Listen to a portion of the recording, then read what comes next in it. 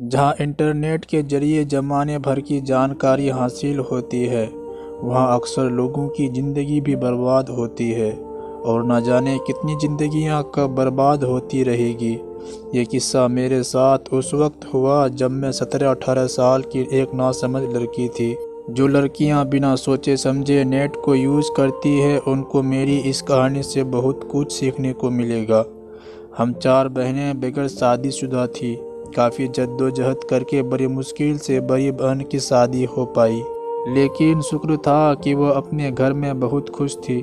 مگر اس کے بعد کی دونوں بہنوں کی شادیاں نہ ہو سکی، لیکن پھر بھی ماں باپ نے بہت کوشش کی کہ ان کا بھی کسی اچھا گھرانے میں رشتہ ہو جائے، مگر بھگوان جانے کیسی رکاوٹ تھی کہ ہزاروں جتن کے باوجود بھی میری بہنوں کے ہاتھ پیلے نہ ہو سکے۔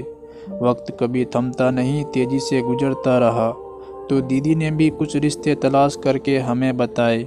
کسی میں کچھ خرابی نکل آئی تو کسی رشتے کو کسی خاص وجہ سے اگنور کرنا پڑا۔ یوں میری مجھ سے بڑی دونوں بہنوں کی شادی عمر نکل گئی اور وہ کنواری رہ گئی۔ ان کے بعد کے 2 بھائیوں کی شادی ہو گئی اور بھابیاں گھر میں آ گئی۔ انہوں نے کافی جتن کیے، اچھے رشتے شاید میری بہنوں کے نصیب میں نہیں تھے۔ سبھی جانتے ہیں کہ بھابھی چاہے کتنی بھی اچھی ہو، جب گھر آ جاتی ہے تو گھر کا ماحول بدل جاتا ہے۔ خاص طور پر یہ نندوں اور بھابھیوں کے لیے ایک پریچا ہوتی ہے کہ وہ آپس میں پیار محبت بنائے رکھیں تاکہ گھر کا ماحول سکون سے بھرا رہے۔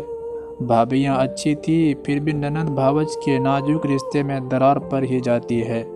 حالانکہ میری بہن گھر کا سارا کام کرتی اور بھائیوں کے بچوں کو بھی سنبھالتی تھی، لیکن پھر بھی بھابھیاں ہم بہنوں کو بوجھ ہی سمجھتی تھی۔ میں ماں باپ کی سب سے چھوٹی بیٹی تھی اور کالج میں پڑھ رہی تھی۔ ان دنوں میں 2nd ایئر کی اسٹوڈنٹ تھی۔ ہمارے یہاں انٹرنیٹ کا استعمال شروع ہوا۔ نئی نئی چیزیں تھی تو مجھے بھی کسی سے چیٹنگ کرنے کا شوق ہوا۔ کالج سے آ کر کھانا کھانے کے بعد فوراً کمپیوٹر کے سامنے بیٹھ جاتی اور آن لائن گیم کھیلنے لگتی۔ ان گیمز میں مجھے سب سے زیادہ شطرنج پسند تھا، کیونکہ وہاں چیٹنگ بھی ہوتی تھی۔ مجھے یہ کھیل اچھی طرح کھیلنا نہیں آتا تھا، مگر اس وجہ سے کھیلتی کہ چیٹنگ بھی کر سکتی تھی اور اس میں مزہ بھی آتا تھا۔ ان دنوں مجھے عقل نہیں تھی، کچھ نہیں پتا تھا کہ باہر کی دنیا کیسی ہے اور لوگ کس قسم کے ہوتے ہیں۔ سبھی کو اپنے جیسا معصوم سمجھتی تھی۔ ایک دن ایک لڑکے کے ساتھ شطرنج کی بازی لگا لی اور کھیل شروع ہو گیا۔ وہ ایک بڑا کھلاڑی تھا۔ اس نے مجھے اس گیم کے بارے میں بہت کچھ سکھایا۔ یوں ہم گیم کی وجہ سے چیٹنگ کرنے لگے۔ اس کا نام وجے تھا اور وہ کینیڈا میں رہتا تھا۔ تقریباً ہم روز ہی چیٹنگ کرنے لگے اور ہمارا آن لائن رہنے کا ٹائم بن گیا۔ میں اس سے گھر والوں سے چھپ کر باتیں نہیں کرتی تھی، بلکہ بہنوں کو بھی اس بات کا پتہ تھا۔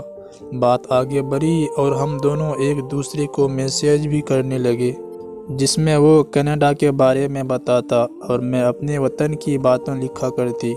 ہم دونوں دیشوں کو ان کی اچھائی اور برائیوں سے مقابلہ کرتے۔ میں لکھتی، اپنے وطن سے بہتر کوئی جگہ نہیں ہوتی۔ وہ کہتا کہ بے شک، مگر انسان کو دوسرے شہروں میں بھی آنا چاہیے، کیونکہ اس طرح ہم بہت کچھ سیکھتے ہیں اور دوسرے کی طور طریقے کلچر کے بارے میں بھی جانتے ہیں، تو ہمارا علم بڑھتا ہے۔ اسی طرح کی باتیں لکھ کر ہم ایک دوسرے کو خوش کرنے کی کوشش کرتے۔ گھر والے میرے اس کام پر کوئی اعتراض نہیں کرتے تھے اور نہ ہی زیادہ دھیان دیتے تھے، کیونکہ میں ایک گھریلو لڑکی تھی، کہیں آتی جاتی بھی نہیں تھی سوائے کالج کے۔ بس گھر میں بیٹھ کر کمپیوٹر سے دل بہلاتی تھی۔ کہتے ہیں کہ آگ اور کپاس کا میل نہیں ہوتا، کسی نے سچ ہی کہا ہے۔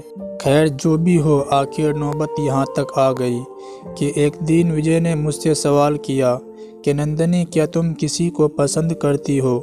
یہ وہ سوال تھا جس کا میں بہت دنوں سے انتظار کر رہی تھی۔ میں نے کہا، پہلے تم بتاؤ، بعد میں بتاؤں گی۔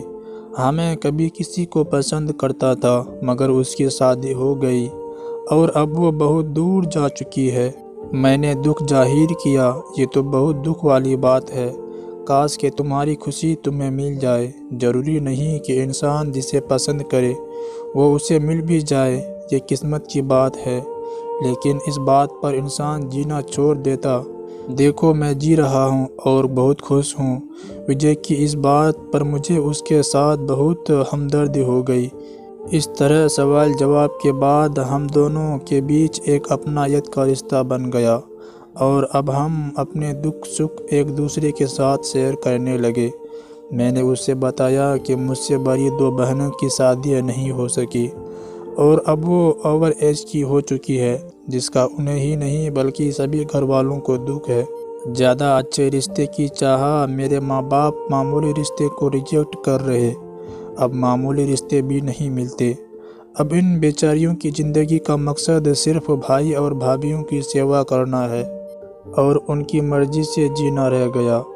جب میں بھی اپنی بہنوں کا ذکر کرتی تو وہ بھی دکھ ہو جاتا اور کہتا، دیکھو تم شادی میں دیر نہ کرنا، وقت گزر جائے گا اور تم بھی ان کی طرح بیٹھ ہی رہ جاؤ گی، اس لیے جو پہلا اچھا رشتہ آئے ہاں کر دینا۔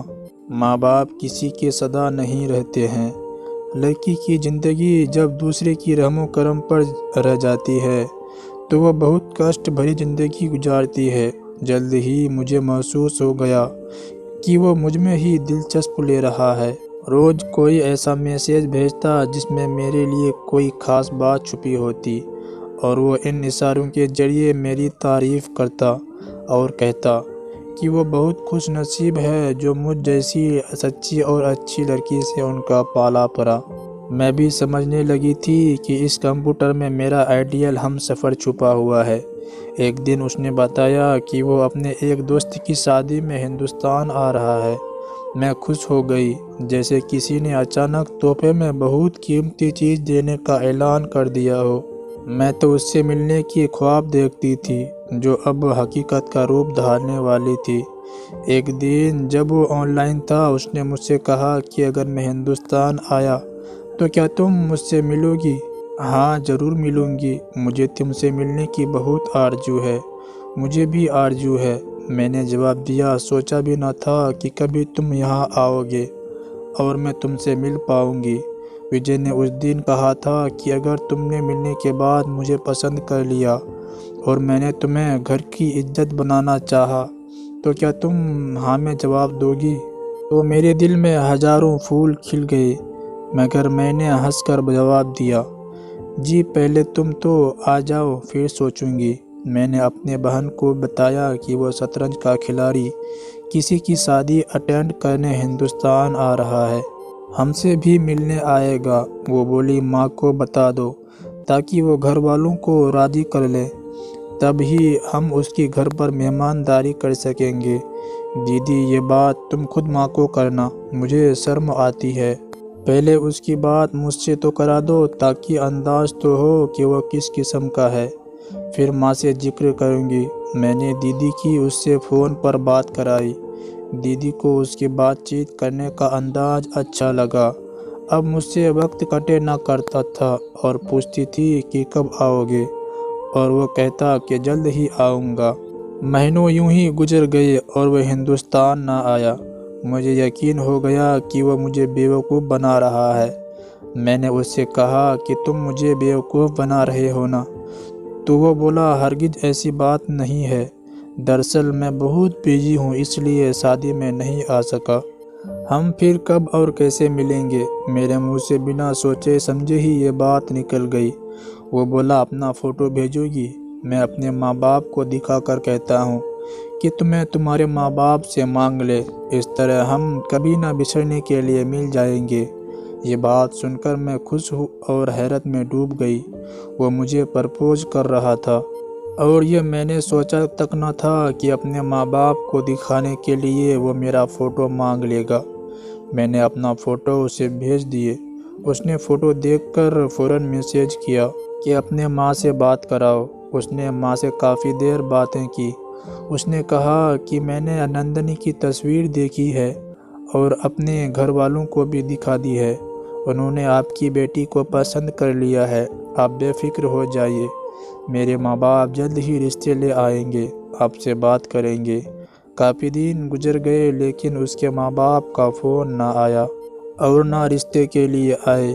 کوئی بات ہوئی ادھر ماں انتظار میں تھی، کہتی تھی کہ بات چھوڑ کر بھول گیا۔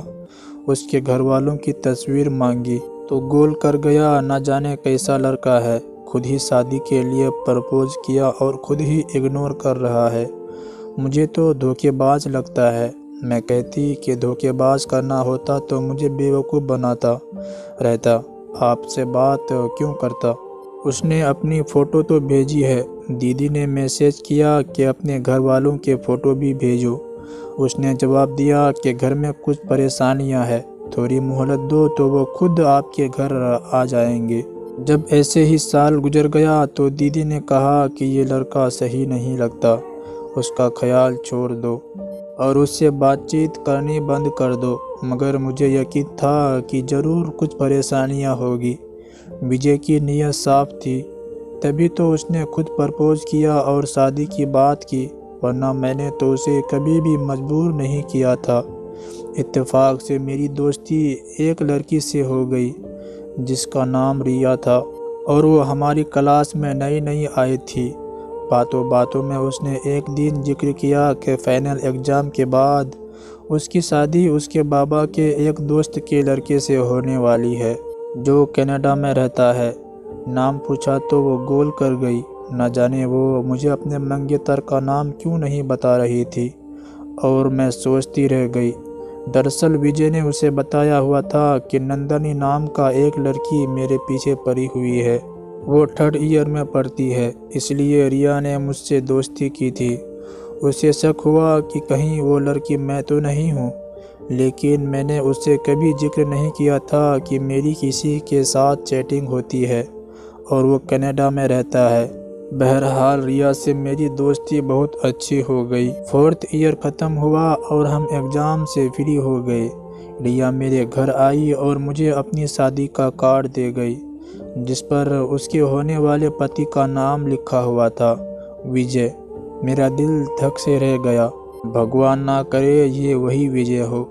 کیا جھوٹ تھا اور کیا سچ، مگر میں ابھی تک اس خواب میں جی رہی تھی کہ ایک دن وجے آئے گا اور مجھے میرے ماں باپ سے مانگ کر خوابوں کی دنیا میں لے جائے گا۔